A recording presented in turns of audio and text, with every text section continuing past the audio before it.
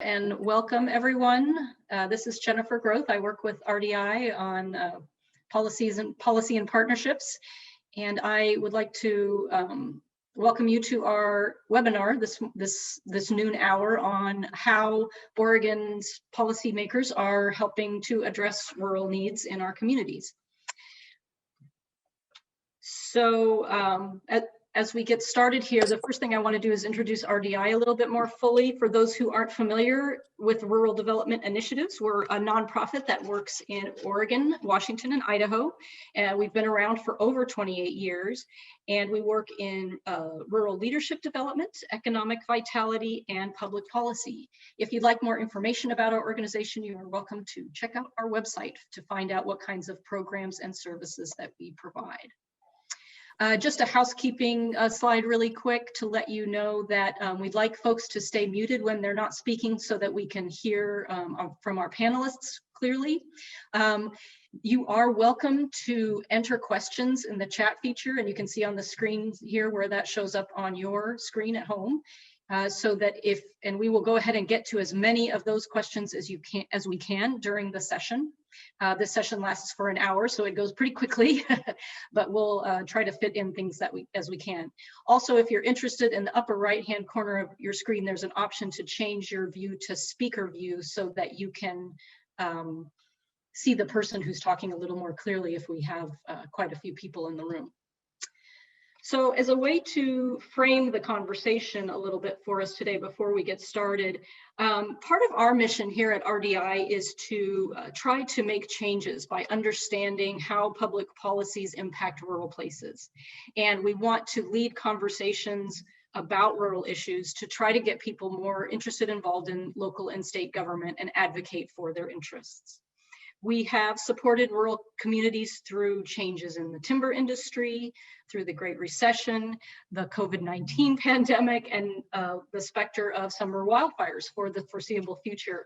Some of the little bits of data that you see on the slide here were gathered from the Oregon Office of Economic Analysis and kind of paint a picture of what we're looking at with respect to what we're calling the parade of rural catastrophes. A little bit dramatic, but nevertheless, it feels like we're just dealing with one crisis after another in rural sometimes.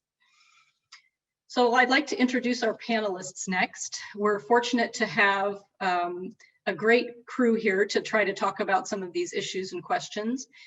First, I'd like to introduce Representative Greg Smith from District 57. Also with us, we have Representative Bobby Levy from District 58 over by Echo.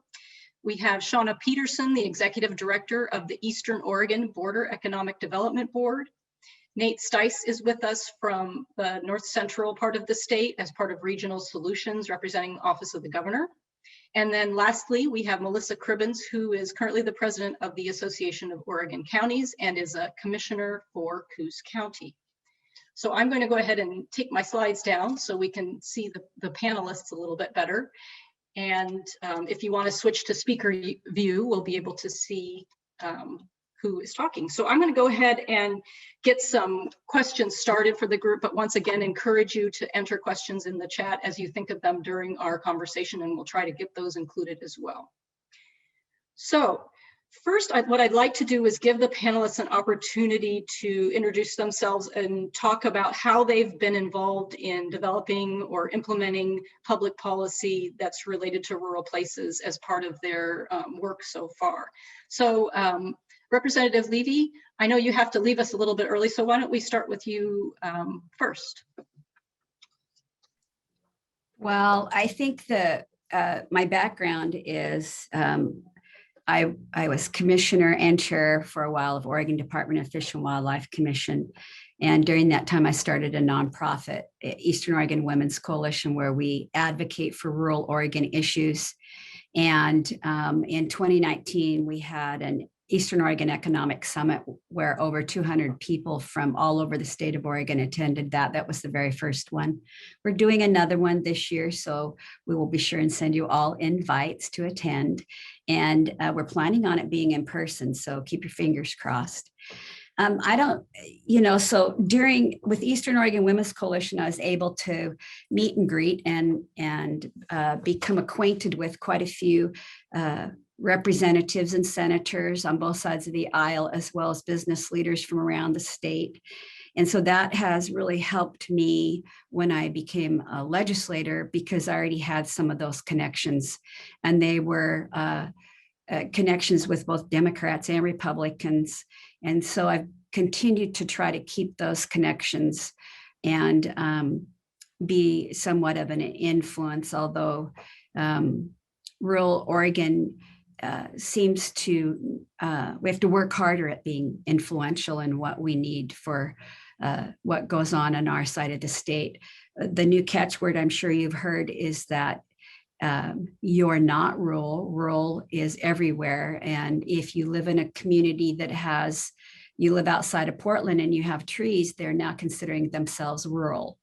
But it's not rural in the sense of the word like we live, like I live. I live in Echo, 635 people in Echo, and my nearest community is Hermiston, which is the largest community in Umatilla County, and it's 12 miles away. And so that's where I do the major portion of my shopping, although I do frequent the Stanfield grocery store because she keeps just about everything I need, so I don't have to make that trip. And so rural economies and rural areas are much different than the urban ones. So, and I like to try to spout that every time I get an opportunity. I'm glad to hear it. Thank you very much. I'd also like to introduce Representative Smith and give him a couple of minutes to talk about his background in public service.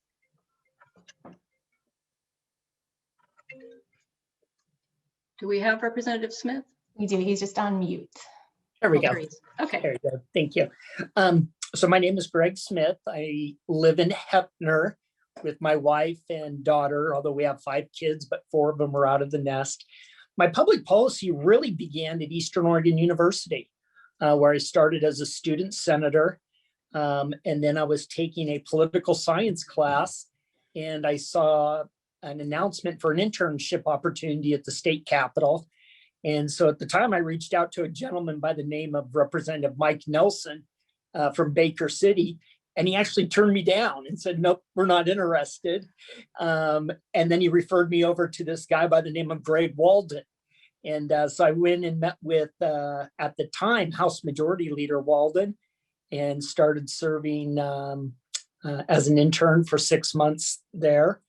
Then I returned home back to Heppner, started working for the Port of Morrow, and got a knock on the door from Congressman Walden and Senator Gordon Smith at the time saying, hey, your seat's coming open for re-election. Would you consider running?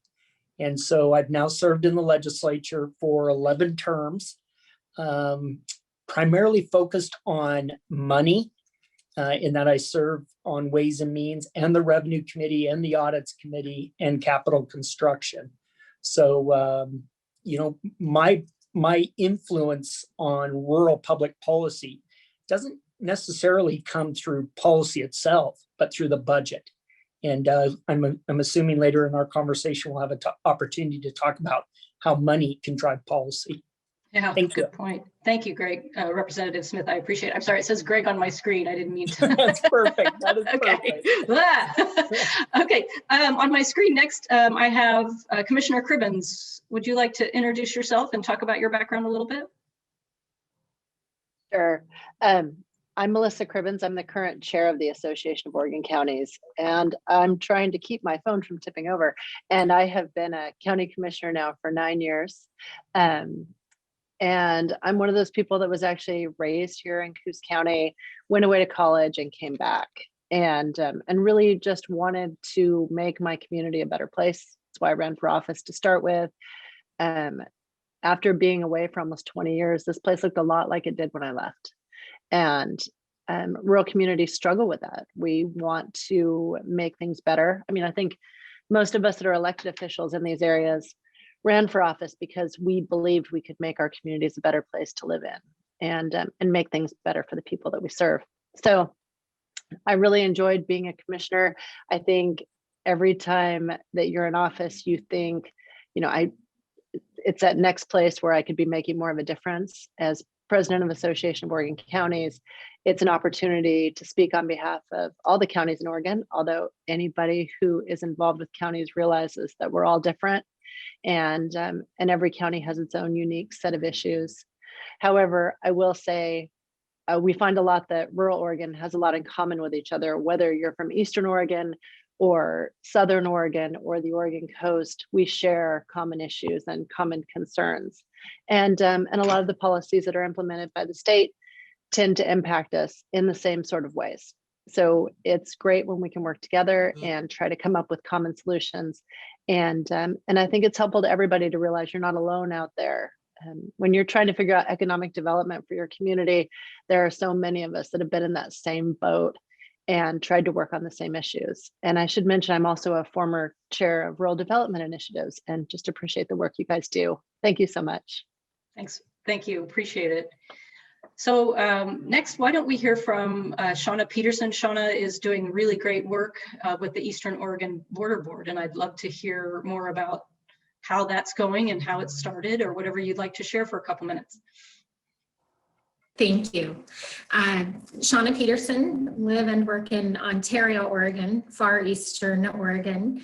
I am not an elected official, but I suppose this was in my destiny when I served as the student body president of my very small high school in neighboring Idaho many years ago.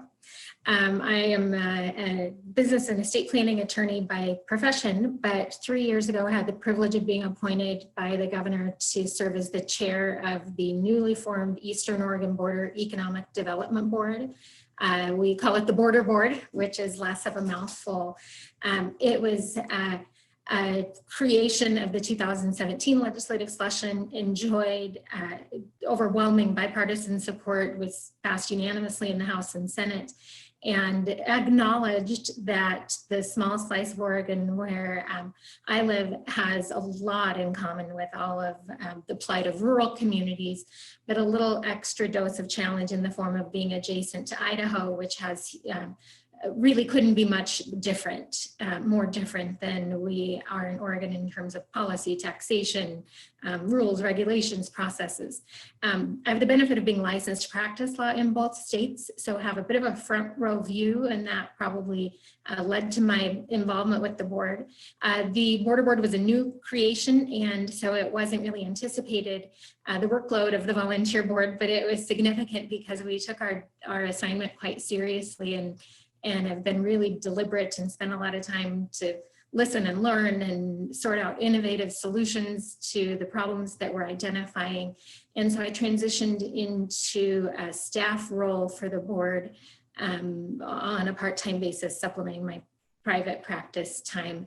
And that's why my title is now executive director. We're seeing some success at the legislature. I'm extremely pleased, and the smile on my face is reflective of the fact that we passed a rural residential land use bill in the Senate just about a half an hour ago. And so the Border Board is kind of making a name for ourselves. We're doing, I'd say, a very good job of I can't say the word deliberate and innovative enough. And that's, I think, what is common among all of rural Oregon is a need to work together, to be deliberate, thoughtful, innovative, and that together we can do exactly what Melissa mentioned, which is a common goal I share, and that's make it a better place to live. You know, we choose to be here. It's easy to find faults, and certainly it's not for everyone, but it's where we choose to live and raise our family, and we've got some good things going for us, so we want to keep making it better. Oh, that's great. Well, here at RDI, we've certainly been impressed with what you've been doing over there with the Border Board, and are happy for your success. We know it's hard won. So lastly, the last panelist we have is Nate Stice from North Central Regional Solutions. Nate, would you like to talk for a couple minutes about your background and how you became involved in rural public policy? I guess first I want to say I'm a little humbled to be on this panel with the leaders here who've been leading in public policy in Oregon for a very long time. I grew up in Greg's district, Representative Smith's district, out in rural Umatilla County, and and I'm just excited to see the wisdom and knowledge here today to have a conversation. So I work in regional solutions out of Governor Brown's office, and you're probably all familiar with the program. I serve 5 counties in North Central Oregon, and we're really tasked with the implementation of public policy is really our sweet spot. We bring together people to talk about what regional priorities are, working with legislators, working with county commissioners, working with folks like the Border Board to set regional priorities and think about how we piece together the parts of the state enterprise to remove barriers or develop the resources to move projects forward. And so that's really what my focus has been out here for the last 5 years in regional solutions. And I think, I think we've seen value in regional solutions around thinking about the big issues like housing and broadband, and also in helping to respond to events on the ground as they happen through wildfires and pandemics and ice storms. And so those job duties as assigned have been increased in the last few years with things. But really, I think when I think about regional solutions and its role in working with a broad group of people is to bring people together and help build the norms of trust and reciprocity that help make things get done. So, and just Rep. Levy, I got to say, your commentary on rural, I like to throw out the definition that rural has to do with your proximity to a Costco. Under 45 minutes to a Costco, I don't know if you count as rural. You can go get that big thing of muffins for your meetings. Well said, Nate, well said. So thanks for those great introductions. I appreciate you providing that perspective as we go forward with some of the questions that we'd like to ask. So to start, I think I'd like to direct a question to the state representatives that we have here. Whoever wants to go first is fine. We're wondering about how, when you're in session, how do you listen for rural policy impact? In other words, how do you know that something is going to have a different impact on rural than it does in an urban place when you, are involved in legislating?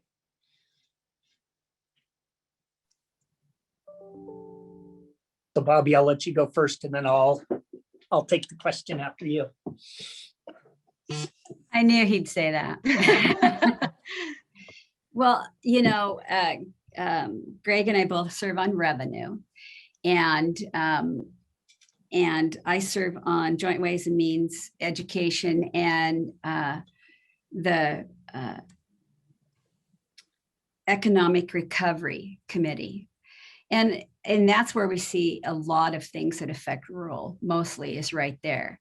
And it's glaringly evident because what we see in the Economic Recovery Committee is ways to help improve general life in the members of every small community around, and how they've been affected by the effects of COVID, the business closures, how we're going to help them, whether a tax is going to be pushed onto small businesses because of the PPPs that they got. And I'm very fortunate in that committee. We have Chair Lively as the chair. He's from Wallow County, and he's got cousins and relatives that live in my community of Echo. And so he's well-versed about what really is rural. He understands it, and he understands the impact. So it's been a real pleasure working with him. And he's very conscious in his committee and his leadership as a chair, how it's going to affect everybody around the state, not just one section of the state. So in that way, I haven't had to try to push my point of view. I'm just a member of the committee. I'm not even a vice chair, but I haven't had to push my point of view because he gets it.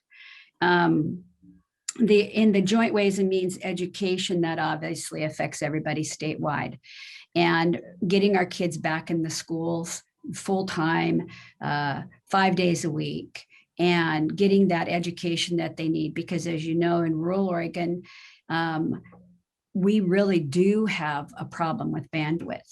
And being able to access your education online.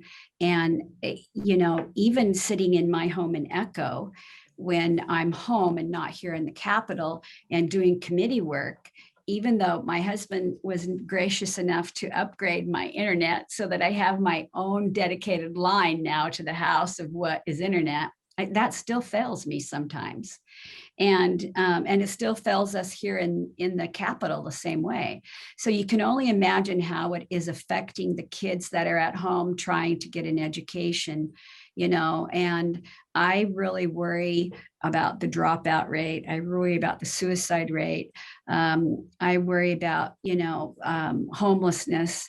And so those are the kind of things that I look for, and I'm conscious of in my committees. How is it going to affect those groups of people? How can we make that part better without causing an undue burden financially on the communities and the businesses that we already live in, that already have that burden to begin with? So yeah, and I really want to make sure I restate the fact that that what you're saying about Representative Lively is that rural experience matters and a rural perspective matters, even if you live in urban now. So I appreciate you saying that. Representative Smith, is there anything you wanted to add about how you evaluate rural impact, or how you evaluate? Yeah, sure. So, make sure there we go. First, I'd share with you, you just know in your gut. When you've lived in rural Oregon for decades, you kind of get a good feel for what your neighbors are thinking. Whether you're at a football game or a volleyball game and you get a chance to talk to folks, you just know. That's number one. Number two, I really try to keep up with social media and really try to see what the trends are, see what people are talking about, etc. Number three is we try to reach out and call a lot of people in our district on a regular basis. As a matter of fact, right now I have an intern that makes 20 phone calls a day and just says, Rep Smith wants to know what's on your mind. And the intern's job then is to type out that message and give it to me. And then what I try to do is send them a little note back, or I personally call them. And so, those are just those basic things. The one thing about rural that I know we all know is we know our elected officials, where if you were in downtown Portland, you may know who Mayor Wheeler is, but I bet if you asked them to tell you who their state senator and state rep were, they may scratch their head. So for me, it's probably more of a micro approach of just knowing your neighbors. Yeah, that's a great point about how people are a little more connected, and that government elected officials are a little more accessible in rural places. I think that's a wonderful positive point. So let's move on to hear from some of our other panelists. Commissioner Cribbins, I'd like to go to you next. One of the things that we've been talking about a lot at RDI lately is power building or power dynamics. The word power comes up a lot. And so I guess what I'm wondering is, how do you think that rural elected leaders kind of fit into the statewide power structure these days, and how are they making themselves heard and getting a seat at the table, or whatever cliche you want to use about making sure that the perspective is part of the policy conversation? It's a great question. I think, we all struggle with being connected, especially over this last year. It's easy to feel disconnected, but I've actually seen some rural commissioners doing some really exciting things. For example, one of the commissioners I know down in Lake County said, this is a great opportunity for us to be able to testify on bills, which, we've all felt. It's 3.5 hours. It's 3 hours if I don't stop to go to the bathroom from here to Salem. And that's usually with me violating the speed limit a little bit. And so you have to make really deliberate decisions when you're deciding whether or not you're going to testify, because that's a real commitment. That's a day that I'm not at the courthouse, and we don't have a county administrator in Coos County. So I only go and testify on things that I think really impact my citizens. With being able to testify virtually, it's much easier now. We can actually, make a decision like, I care about this bill and I care about it enough to testify. But it's not that much bigger calculus. And so one of the commissioners down in Lake County has said, I know broadband's a big issue for a lot of people. So we'll set up a virtual spot at the courthouse where people can come and testify virtually. You still have to socially distance and all of that. But I think that's a great idea, providing that opportunity to people. We also, most of us, have a lot of social media platforms that we keep up on, and we use those as a way to make sure that we're communicating and making sure that our voice is heard. And then just being very intentional when you do reach out and making sure that, we're maintaining relationships, but we're also being intentional in our conversations and saying, listen, this is something that I care about. This is a big deal. Here's a story. I was trying to remember, I heard a quote the other day, facts make you credible, but stories make you memorable. And that really is the truth. So when you are asking for something or testifying on a bill, if you have specific facts, that's great. If you have a story that you can tell related to how it impacts your citizens, that makes it sticky and people remember it much better. Oh, that's a great quote. I just wrote it down. Thanks. I did too when I heard it. Oh, good. So I want to also ask Nate or Shauna if you have any insights or stories or experiences related to making rural voices heard as part of the work that you do.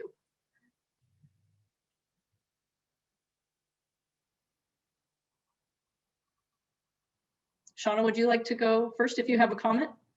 Sure, thank you.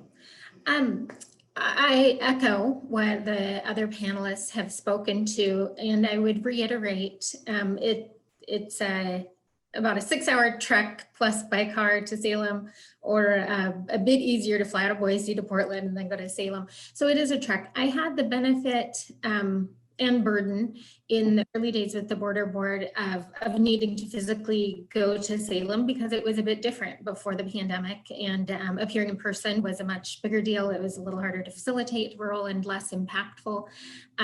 I don't think that the relationship building could have been replicated in the current climate. So I do think that the in-person contacts are critical, and hope we can return to that soon. But I think we've gained certainly some efficiencies. I've enjoyed thoroughly testifying remotely at the last stretch, and it has afforded the opportunity to so many more people. The other thing that I would, I guess, emphasize and in part echo is the approach of making these personal connections. Speaker Kotek was the co-sponsor of the bill that established the border board, and we enjoyed that support. I find her office wonderful to work with, but I think it has been critical that we've maintained that connection. We have very different experience. Some of the policies are not necessarily in line with her caucus that our border board is advocating for, but I feel like we've gotten to know one another. That's established credibility and given us a bit of a burning platform that overcomes partisan politics. And that is going to be key to success, because that rural is going to tend to be pushing a bit harder for certain things that may be unpopular in the urban setting. And so a real focus on connection making, the real life stories, the connections that can be made ideally in person and then supplemented remotely are just invaluable. Yeah, thank you, Shauna. I think that Nate also mentioned trust and relationships. So that's also a theme that we're hearing today. Nate, did you have any other comments to add?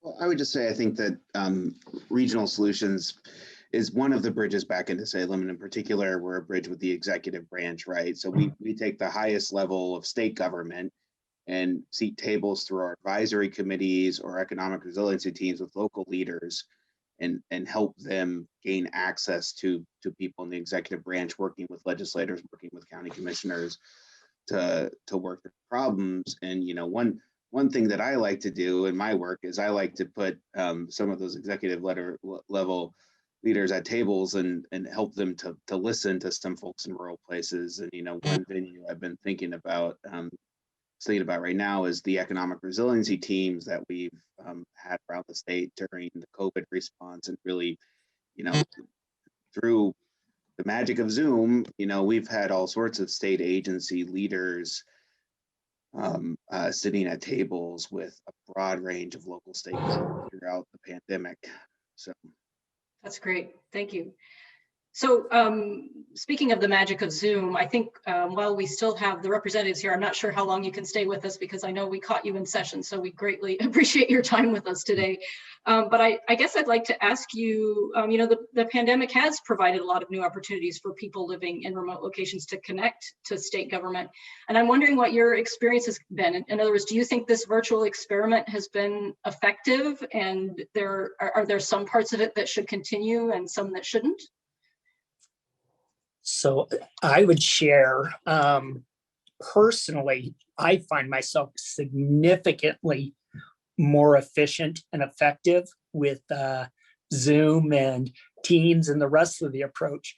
While I definitely miss the one-on-one contact with my neighbors, the notion that I can run through 10 meetings in a day rather than 2 or 3 is phenomenal. Now, with that said, in Salem, it has been a tremendous struggle. Good public policy comes about through the development of relationships. And I really, really pride myself on trying to build those friendships and trying to help our newer members on the front end, knowing that when we get to the budget issues on the back end, we're going to need their help. And in this current environment, there's probably 40% of the legislature I've never met. Wow. And so, it's created a real challenge, but it kind of is what it is. And we have to work through it. But from an efficiency perspective, it's much more efficient. From an effectiveness, in Salem, at least, I question whether it works. So, I can't tell you, I've had 3 different Zoom calls with the Speaker of the House. I was on a conference call with the director of the Department of Corrections, 2 with the Republican leader this morning, but all of them had to be via telephone or Zoom. None of them could be in person, and that makes it challenging. Yeah, I can imagine. Well, that's an interesting perspective. I appreciate you sharing that with us. Representative Levy, do you have anything to add to those comments? Anything that you've experienced or observed? I would have to agree with Representative Smith. I'm a real people person. I really like meeting people. I really like getting out there and seeing them. The travel part, my district's really big, as is Representative Smith. So if you really want to see somebody in district and you get in your car, it's an all-day trip from my house to go to Wallowa and back and see just a few people. So the Zoom has really allowed for me to see a lot more people in one day and have conversations.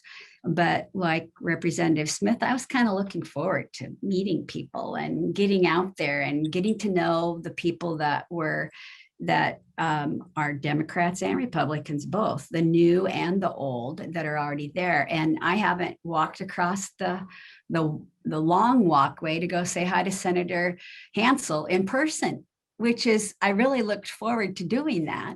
And I haven't got a chance to do that because of COVID. So there's some hindrances, but I have made, like Representative Smith, I've made a real effort to have conversations like this with people.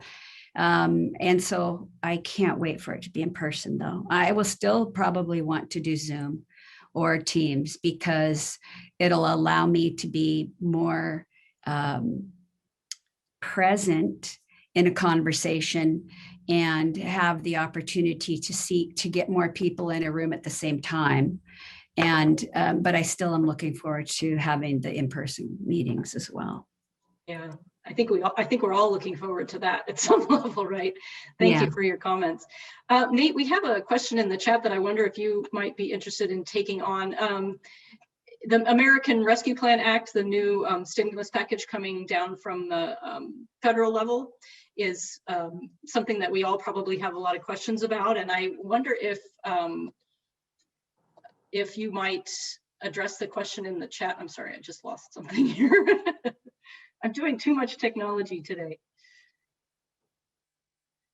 she's saying, I wonder if you have advice on how we can best support our rural projects as the funding starts to trickle down from this particular package. And I know that it's still pretty early going, but I know a lot of us would like to be ready for it if we can.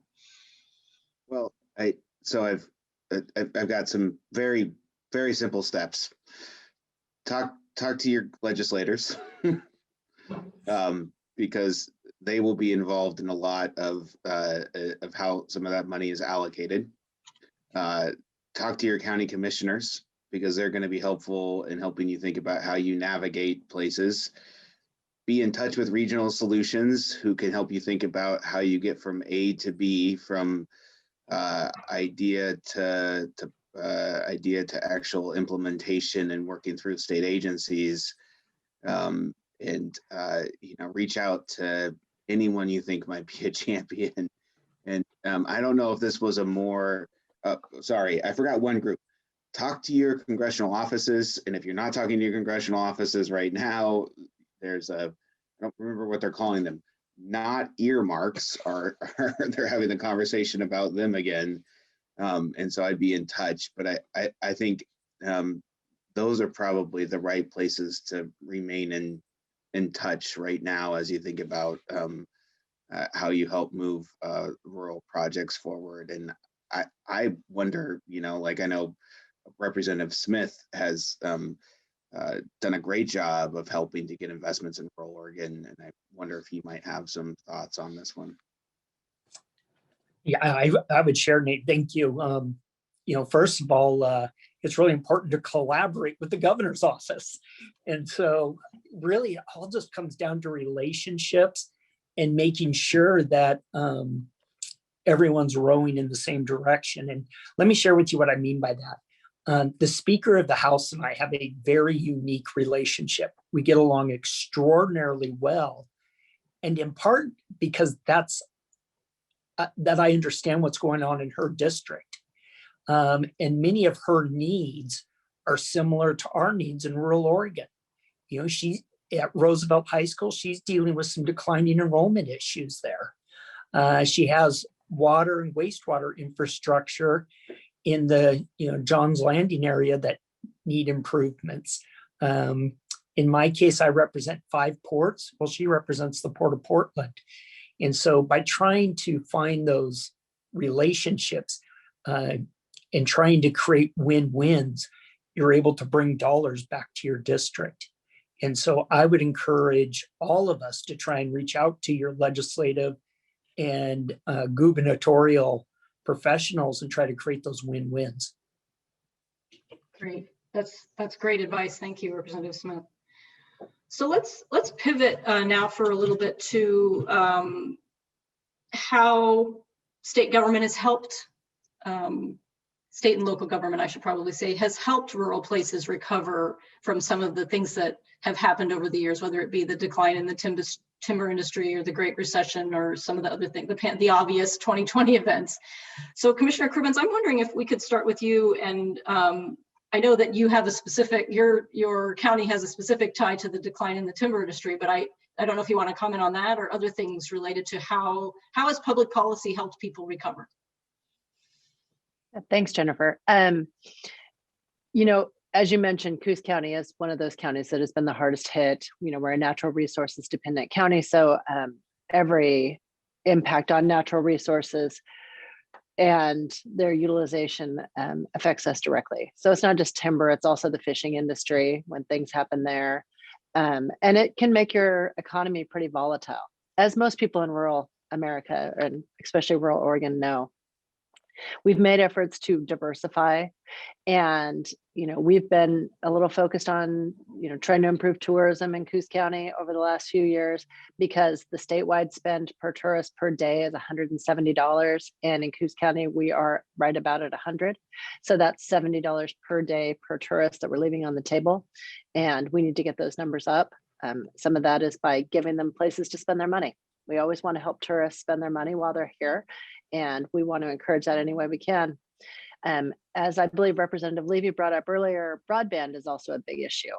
I think if we've learned anything during COVID it's that there's a lot of people, my own son included. My son was living in Portland when the pandemic started, And he decided that that wasn't where he wanted to live, and he moved home. And there's a lot of people that have made that choice during the pandemic. They realized they're not as place tied as they thought they were. And so if we can work remotely, we can live wherever we want. And a lot of people want to live in rural. And what's been keeping them in the urban areas is their job. So if we can make it easy for people to live in rural, they will come back. And one of that is through investments in broadband. We need to invest in broadband because I am on my phone for most of these calls because my internet drops out in the middle of the day, and I live right in the middle of Coos Bay, right in town. There is no good reason why my internet drops out, except we're just limited on the amount of bandwidth that we have generally. And when you have one kid doing school from home and my husband doing his charting from home and me on Zoom calls, it just maxes out the bandwidth. So I think, through public policy decisions like that, like about where we invest our money, with this latest round of American Recovery Plan money, the counties and the cities are also getting direct allocation, which means that we also have funds to spend on economic recovery. And it's not just coming down to us through the state. So if people have good ideas of ways that money should be invested in their community, I would really encourage them to also reach out to their city officials and their county officials. We're all still putting the pieces together and figuring out what that money can be spent on. But we do want to make those important investments in our community that will help us with long-term recovery. Thanks. Great. Thanks, Melissa. So Shauna, I know you told us in preparation for this session today that that you have sort of a unique event that you recovered from as well that actually led to the development of the creation of the border board. I don't know if you want to talk about that or if there are other issues related to how your communities in your region have recovered from some of the things that have happened to them that you want to touch on. But I'd like to hear from you too if you have comments. Sure.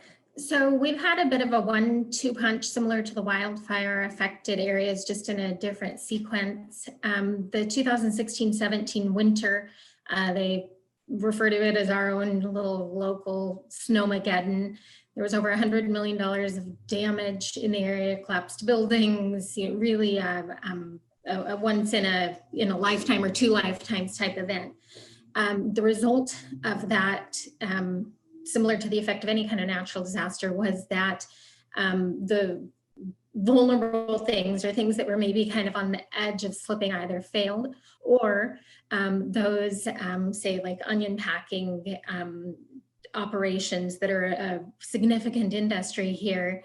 Their Oregon buildings collapsed. They'd kind of been eyeing a move to Idaho for myriad reasons, and that's what tipped the scales, and we lost a number of businesses to Idaho. At that time. Then comes the pandemic, and a similar landscape is causing a similar result. In Idaho, kids have been going to school in person the entire time. They've kept a normal sports schedule the entire pandemic. Restaurants were open, gyms were open, and I sit in my office right now. I'm like 2.5 miles from Idaho. The communities are separated by the Snake River in Ontario and in Nissa, and not too far from those that are more inland in Oregon.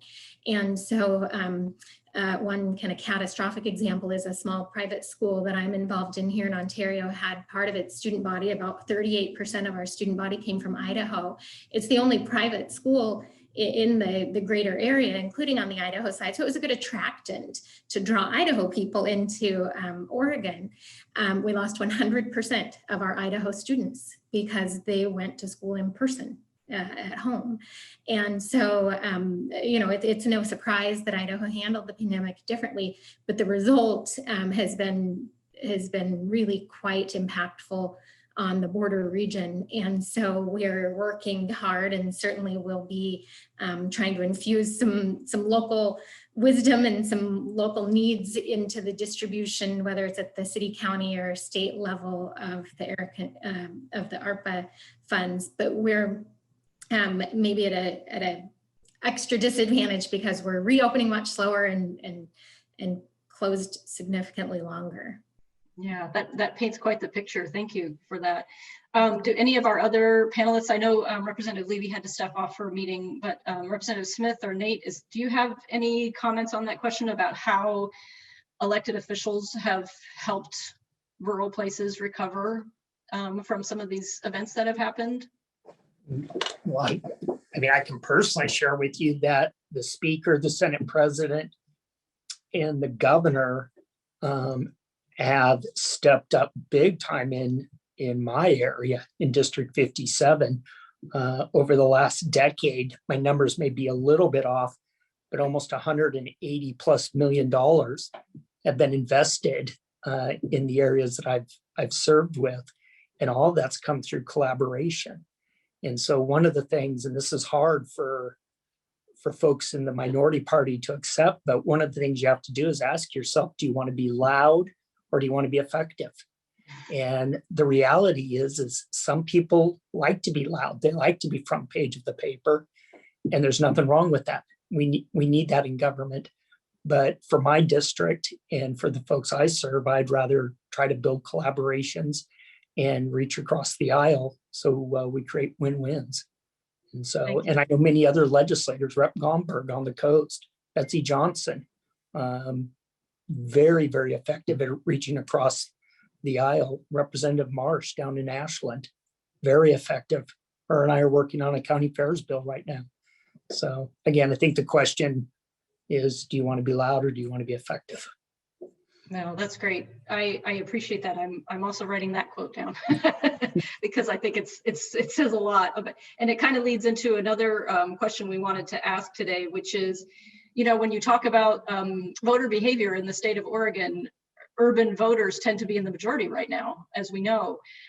So one of the things that we have to do is convince urban voters that they should be interested in rural issues. And Nate, I don't know if you want to start on this, but I'm wondering what methods you suggest to make sure urban, especially because you're in closer proximity to Multnomah County than maybe some of the rest of us, what methods you suggest we make sure urban voters understand the impacts of public policy in rural places and the interdependence of the two? Well, I had this idea a few years ago of making every Portland public school kid go tour the landfill in Gillum County. It didn't get any traction, but it is quite the sight to behold. And I think I like to, when I'm in rooms with policymakers from more urban areas, I like to through jokes point to the nexus between urban and rural. And I'm sitting here in Portland's playground, where every year we worry about people coming in being idiots in our natural places and burning down wheat fields in the meantime, or regular overcrowding on trails, or where we have a housing crisis because we have a lot of second homes in addition to a lot of other issues. And so, I often leave with saying that I help the governor out in Portland's playground, and then point to a lot of the other value that rural brings to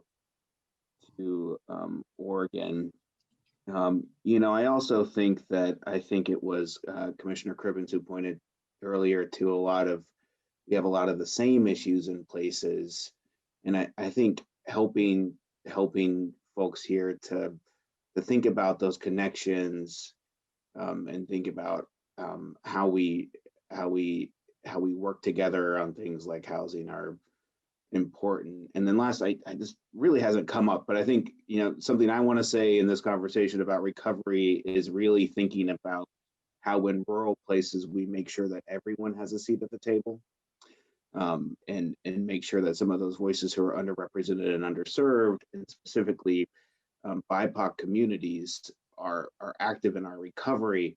Because one thing that I like to tell urban leaders a lot is, look at the demographics in rural places. We are very diverse. Yeah, truth. Thank you for making that point, Nate, and for your comments about the landfill. That's real story, real ideas. So we're getting towards the end of our time, so I want to kind of go around to the panelists with one final question, and it is somewhat related to what I'm seeing a lot about in the chat here as well. We want to know if you had to name one policy initiative, if you could only pick one thing that you're aware of that would help address rural Oregon's most pressing problems that you think needs to move forward. I wonder what that might be. And in the chat, it seems to be broadband, but there may be other issues that you want to talk about. Representative Smith, would you like to start? And Sure. And it's really important for folks to understand that the district I represent, while extraordinarily rural, because of its proximity to the Columbia River, proximity to the Pacific Northwest power lines, the Port of Morro, et cetera, we have not experienced the economic despair that other parts of rural Oregon have. And so for us, the number one issue really right now is mental health and behavioral health, and helping those folks lift themselves up so they can become independent. And that's a real issue for us. And so most definitely broadband in other parts of the state is key, but I would place mental health as the number one issue. Great, that's interesting. I'm glad you shared that. Commissioner Cribbins, would you like to go next? Of course. I think for us, it's all about economic recovery. You know, that's what drives the bus. There are so many other issues, but many of them derive from the long-term sustained poverty that we have experienced in rural Oregon. I mean, we are at the point in Coos County where we talk a lot about generational poverty. There are people here who have never seen their parents gainfully employed.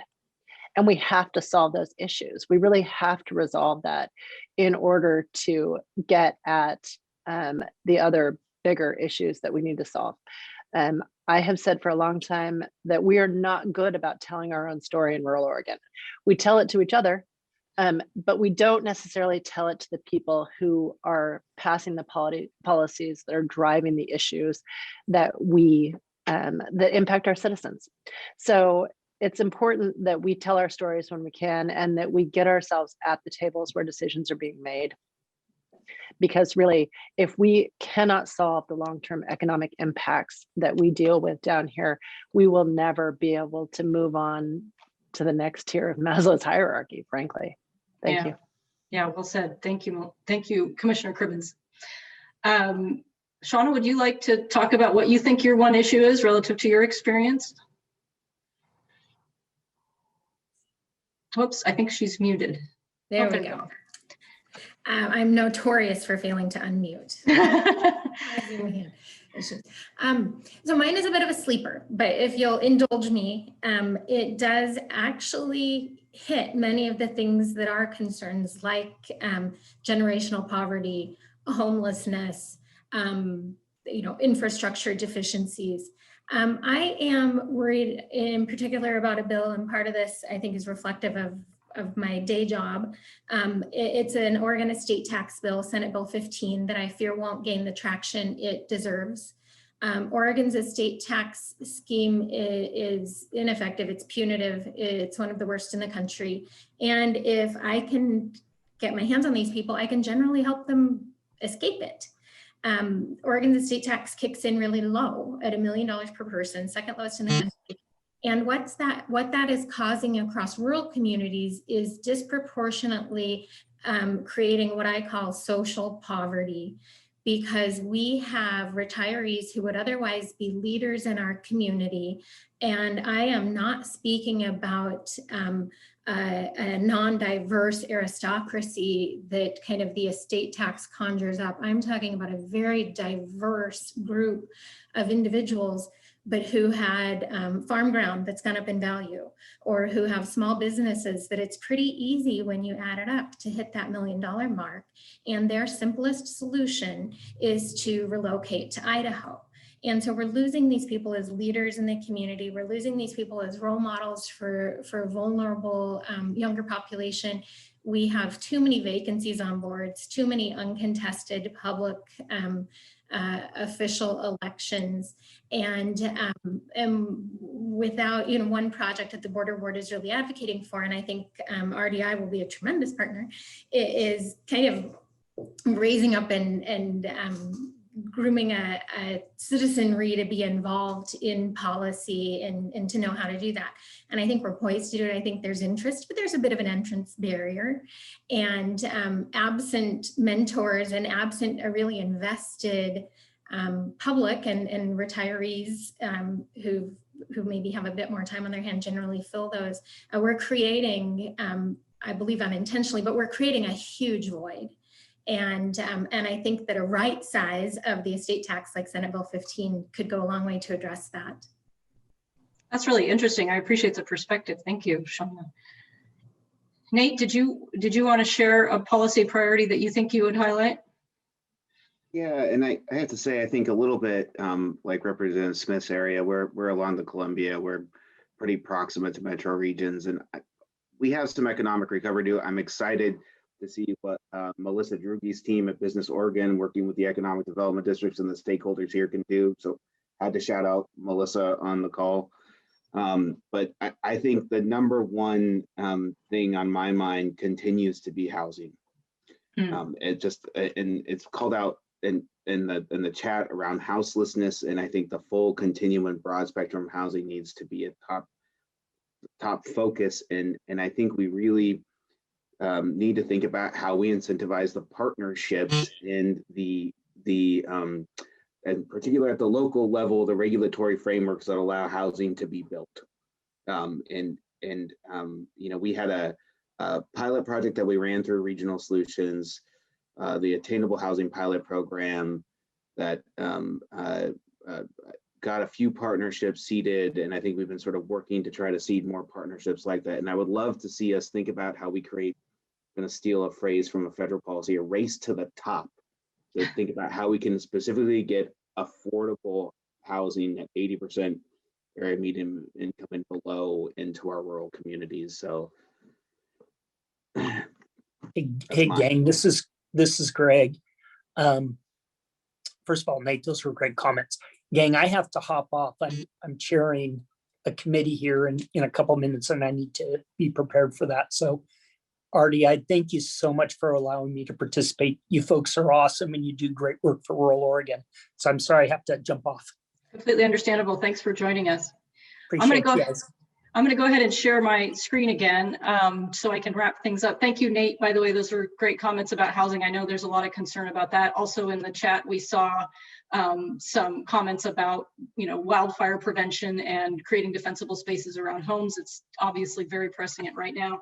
I just want to thank all of our panelists. I think this has been a great session, a great conversation. I appreciate you all participating. I appreciate those of you who attended today and asked such good questions and put such great information in the chat. I want to make sure I thank our funder for this session, Ford Family Foundation, and encourage you to look on our website for more information about RDI. And we are a nonprofit. If you are feeling generous, you're welcome to donate to the cause.